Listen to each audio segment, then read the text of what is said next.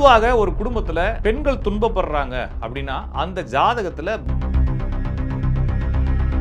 இந்த குடும்பத்துல தொடர்ச்சியாக பெண் குழந்தைகள் பிறந்தால் அந்த பெண் குழந்தைகள் ஒரு குறிப்பிட்ட வயசுக்கு அப்புறமா திருமண வாழ்க்கையில நிம்மதி இல்லாம போறது, அந்த குழந்தைக்கு ஏதாவது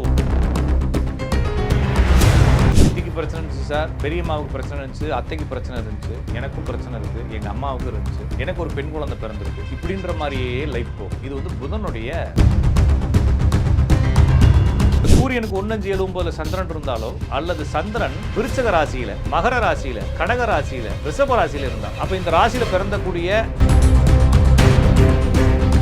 வெளிநாடுகளுக்கு போறது, ஊர்ல இருந்து வேற ஊர்களுக்கு போய் வாழ்றது, பக்கத்துல இருக்க ஏரி குளம் கம்மா பக்கத்துல வாழ்றது, இப்படிலாம் பண்றவங்களுக்கு இந்த பிரச்சனைகள் குறையறத பார்க்கிறோம். அப்ப இந்த 3 பிரச்சனைகள் மரபு ரீதியாக வழி வழியாக பூர்வீகமாக தொடர்ந்து வருகிறது. இது மாதிரி ஒரு ஜாதகம் இருந்துச்சுன்னா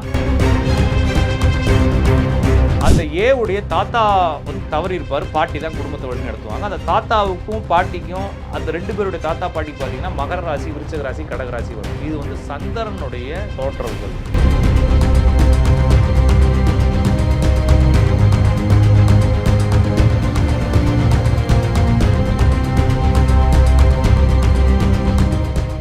ரியல் ஒன் ஆன்மீகம் நேயர்கள் அனைவருக்கும் வணக்கம். நான் உங்கள் ஜோதிடன் ராஜநாடி காப்பா. நம்ம இந்த சேனலில் தொடர்ச்சியாக ஜோதிடம் குறித்த தகவல்களை லாஜிக்கலாக பார்த்துட்டு வரோம். இன்றும் அதுபோல் ஒரு தலைப்பு, இந்த குடும்ப மரபு தொடர்பான இது பிரச்சனையாக எடுத்துக்க தேவையில்லை, இது நோயா அப்படின்னு எடுத்துக்க தேவையில்லை, இது ஏதோ ஒரு வழித்தோன்றல்கள், என்னுடைய அம்மாவுக்கு நடந்தது, என்னுடைய தங்கச்சிக்கு நடந்தது. ஒரு குடும்பத்தில் பெண்கள் தொடர்ந்து போராடிக்கிட்டே இருக்கிறாங்க. சரியாக புரிஞ்சுக்குங்க, ஒரு குடும்பத்தில் 2 பெண்கள் இருக்காங்க.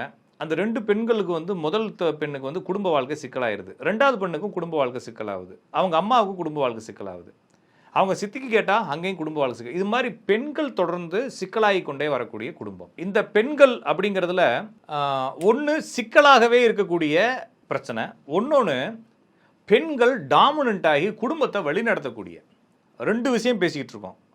ஒன்று, குடும்பத்தில் பெண்கள் தொடர்ந்து துன்பங்களை அனுபவிக்கக்கூடிய, நிம்மதி இல்லாமல் அல்லது யாரோடைய டார்ச்சர் இல்லைனா குடும்பத்திலேருந்து பிரிஞ்சு வர்றது, இப்படி ஏதாவது ஒரு பிரச்சனையெல்லாம் அனுபவிக்கக்கூடிய ஒரு ட்ராக்கு.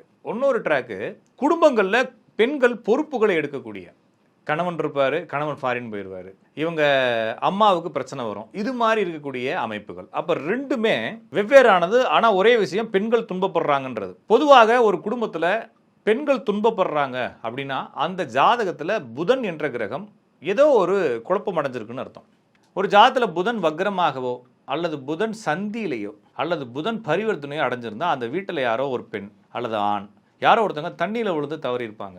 சார் எனக்கு தெரியலையே அப்படின்னா கொஞ்சம் விசாரிச்சு பாருங்கள். உங்கள் குடும்பத்தில் இந்த மாதிரி இருக்கக்கூடிய புதன் வக்ரம், புதன் பரிவர்த்தனை, புதன் விளிம்பு. இன்னும் ஒரு சிம்டம்ஸ் சொல்கிறேன். உங்கள் குடும்பத்தில் லிக்யூடாக இருக்கக்கூடிய தண்ணி, கெமிக்கல், மருந்து, மாத்திரை, கப்பல், கண்டெய்னர், இந்த மாதிரி தொழில்கள் செஞ்சுருப்பாங்க. டீ, ஃபுட்டு, பால், கூல்ட்ரிங்க்ஸ், இந்த மாதிரி தொழில்கள் இதெல்லாம் செய்கிறவங்களாம் இருப்பாங்க. இந்த குடும்பத்தில் புதன் வக்ரம், புதன் விளிம்பு, புதன் பரிவர்த்தனை இருக்கும். இந்த குடும்பத்தில் மருந்து குடிச்சோ இல்லைனா தண்ணியில் விழுந்து யாராச்சும் இறந்துருப்பாங்க. இந்த சிம்டம்ஸும் உங்களுக்கு புரியுதுன்னு நினைக்கிறேன். இந்த குடும்பத்தில் தொடர்ச்சியாக பெண் குழந்தைகள் பிறந்தால் அந்த பெண் குழந்தைகள் ஒரு குறிப்பிட்ட வயசுக்கு அப்புறமா திருமண வாழ்க்கையில் நிம்மதி இல்லாமல் போகிறது, அந்த குழந்தைக்கு ஏதாவது உடம்பு பிரச்சனை வருது, நரம்பு தோல் சம்பந்தமான பிரச்சனைகள் வருது, அது அப்படியே வளர்ந்து அந்த பிள்ளை குழந்தை கல்யாணம் பண்ணும்போது அந்த கல்யாண வாழ்க்கையில் நிம்மதி இல்லாமல் போகிறது, இதெல்லாம் வந்து தொடர்ந்து நடந்துகிட்டே இருக்கு. இது ஒரு வகையான தன்மை. இன்னொரு வகையான தன்மை, இந்த தன்மை வந்து இது பெண்கள் ஆளுமை இல்லை, பெண்கள் ஏமாற்றப்படக்கூடிய, பெண்கள் தொல்லைப்படக்கூடிய. சித்திக்கு பிரச்சனை இருந்துச்சு சார், பெரியம்மாவுக்கு பிரச்சனை இருந்துச்சு, அத்தைக்கு பிரச்சனை இருந்துச்சு, எனக்கும் பிரச்சனை இருக்குது, எங்கள் அம்மாவுக்கும் இருந்துச்சு, எனக்கு ஒரு பெண் குழந்தை பிறந்திருக்கு, இப்படின்ற மாதிரியே லைஃப் போகும். இது வந்து புதனுடைய பிரச்சனை. இந்த புதன் வந்து சிக்கலாகும் பொழுது இந்த மாதிரி சிக்கலை கொடுக்குது. இது ஒரு டைப் ஆஃப் குழப்பம்.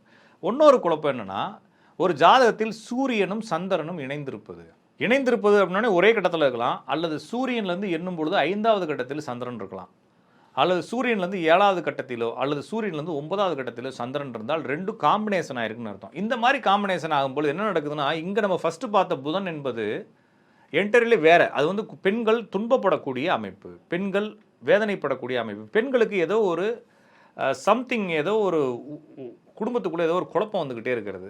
ஒரு குழந்தை தான் பிறக்கும், கொஞ்சம் நாள் கழிச்சு அப்படியே நின்றுபட்டு போயிடுறது, பெண் குழந்தை பிறக்கிறது, இந்த மாதிரி ஒரு பிரச்சனை வருது. புதனுடைய தன்மை. இந்த பக்கம் நம்ம பார்க்குறது சந்திரனுடைய தன்மை.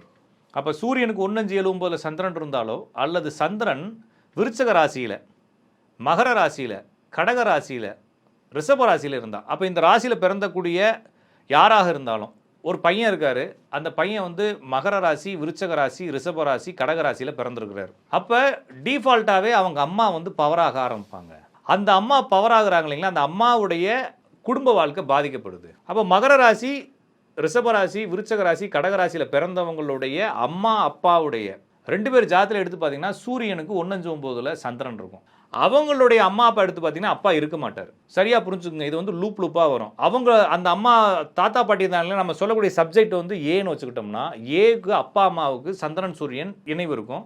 அந்த ஏவுடைய தாத்தா வந்து தவறி இருப்பார், பாட்டி தான் குடும்பத்தை வழி நடத்துவாங்க. அந்த தாத்தாவுக்கும் பாட்டிக்கும் அந்த 2 பேருடைய தாத்தா பாட்டிக்கு பார்த்தீங்கன்னா மகர ராசி, விருச்சக ராசி, கடகராசி வரும். இது வந்து சந்திரனுடைய தோன்றல்கள். இந்த சந்திரனுடைய தோன்றல்களுக்கு என்ன பிரச்சனைனா, எல்லா குடும்பத்திலையும் பெண்கள் வழிநடத்தக்கூடிய சிச்சுவேஷனுக்கு தள்ளப்படுறாங்க. இது வந்து பொறுமையாக பெண்களை ஃபுல்லாக காலி பண்ணிக்கிட்டே வரும். பெண்களுடைய குடும்ப வாழ்க்கையை கெடுத்து அவங்க குடும்பத்தை வழிநடத்துற மாதிரி செஞ்சுக்கிட்டே வரும். அப்போ இந்த புதனுடைய தன்மை அப்படிங்கிறது குடும்பத்தை வழிநடத்துகிற தன்மை கொடுக்காது, குடும்பத்தில் பெண்களை தொல்லை பண்ணிக்கிட்டே இருக்கும். சந்திரனுடைய தன்மை அப்படிங்கிறது குடும்பத்தில் பெண்களை வழிநடத்த வச்சு, அப்போ வழிநடத்துகிற அளவுக்கு ப்ரெஷரை கொடுத்து குடும்பத்தில் பிரச்சனைகளை ஏற்படுத்தி இந்த பெண்ணை வந்து ஹேண்டில் பண்ணக்கூடிய அமைப்பு கொண்டு வந்து நிறுத்தும். இது வந்து எப்போ நிற்கும் அப்படின்னா, இது அப்படியே தொடர்ந்து வந்து கடைசியில் வந்து பெண்கள் இல்லாத ஒரு குடும்பமாக வந்து ஆண்கள் வந்து நிற்கிறப்ப இருக்கும். பெண்கள் வரும்போது தொடர்ந்து வந்துக்கிட்டே இருக்கும். அப்போ இந்த 2 விஷயங்களுமே வந்து தொடர்ந்து வரக்கூடிய விஷயம். இது இல்லாமல் இன்னொரு விஷயம் சனிங்கிற விஷயம் வந்து குடும்பத்துக்குள்ளே கால் உடஞ்சிடுறது, ரெட்டை குழந்தை பிறக்கிறது, வேற ஜாதியில் கல்யாணம் பண்ணிக்கிறது, ஜாதி மாறுறது, ஒரு குடும்பம் ஒரு ஊரில் இருந்து பிரிஞ்சு வேற ஊர்களுக்கு போயிடுறது, சித்தப்பா பெரியப்பாலாம் ஒரு 40-45 வயசில் செத்துடுறது, இது மாதிரி விஷயங்கள்லாம் நடக்கும்போது அது சனியினுடைய பேஸில் வரக்கூடிய மரபு தொற்றுகள்.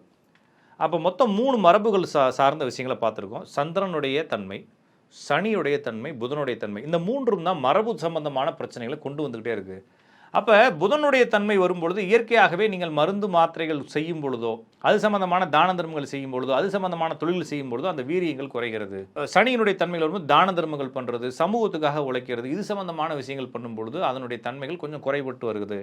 சனி வந்து நான் சொல்லக்கூடிய வக்ரம் பரிவர்த்தனை விளிம்பிலையோ இருந்து சனி கேதுவோட சேர்ந்துருந்து இப்படிலாம் இருந்தால் சனியினுடைய பிரச்சனைகள் வரும் அப்படின்னு தெரிஞ்சுன்னா நீங்கள் வந்து வேற ஜாதி மாதிரி திருமணம் பண்ணிக்கிட்டாங்கனாலோ காதல் திருமணம் பண்ணிக்கிட்டாலும் அந்த தன்மைகள் குறையிறத பார்க்குறோம். சந்திரனுடைய பேஸில் இருக்கக்கூடிய பிரச்சனைகள், வெளிநாடுகளுக்கு போகிறது, ஊரில் இருந்து வேற ஊர்களுக்கு போய் வாழ்றது, பக்கத்தில் இருக்க ஏரி குளம் கம்மா பக்கத்தில் வாழ்றது, இப்படிலாம் பண்ணுறவங்களுக்கு இந்த பிரச்சனைகள் குறையிறத பார்க்குறோம். அப்போ இந்த 3 பிரச்சனைகள் மரபு ரீதியாக வழியாக பூர்வீகமாக தொடர்ந்து வருகிறது. இது மாதிரி ஒரு ஜாதகம் இருந்துச்சுன்னா நீங்கள் இதை புரிஞ்சுக்கலாம். உங்கள் குடும்பத்தில் இது மாதிரி பிரச்சனை வரப்போகுதுன்னு இதெல்லாம் நீங்கள் ஃபஸ்ட்டே ப்ரிப்பேர் பண்ணிக்கிட்டீங்கன்னா, இந்த பிரச்சனைகள் எதிர்கொள்ள தயாராகிட்டீங்கன்னா, இந்த பிரச்சனை மாறாது. எதிர்கொள்ள தயாராகிக்கிட்டிங்கன்னா யாருக்கு என்னென்ன பிரச்சனை வரும், அதை எப்படி நம்ம ஃபேஸ் பண்ண போகிறோம், எந்த சண்டை சச்சரவு இல்லாமல் வாழ்றதுக்கான பிளான் பண்ணிக்கலாம். அப்போ சந்திரன் பலமாக இருக்கும் பொழுது குடும்பத்துக்குள்ளே வேலை விஷயமா பிரிஞ்சு போயிடுறது. சனி பலமாக இருக்கும்போது ஊரை விட்டு ஏதாச்சும் வேலை விஷயமா பிரிஞ்சு போயிடுறது. புதன் பலமாக இருக்கும் பொழுது மேக்சிமம் மருந்து மாத்திரைகள், பிறருக்கு உதவக்கூடிய தொழில்கள் எடுத்து செய்யுது. இப்படிலாம் பண்ணும்போது சின்ன மாற்றங்கள் ஏற்படுதே தவிர இந்த விதிகள் நடக்குது. நம்ம இப்போ பேசுறது வந்து ஒரு ஜாதகத்தில் ஒரு கிரகங்கள் இருந்தால் என்ன விதி நடக்கும்ன்றதை பேசிட்டு இருக்கமே தவிர இந்த விதிகளை மாற்றுவதற்கு வழிகள் கிடையாது. இதை தொடர்ந்து நம்ம அடுத்தடுத்த வீடியோக்குள்ள இன்னும் தெளிவாக பேசுவோம். நன்றி, வணக்கம்.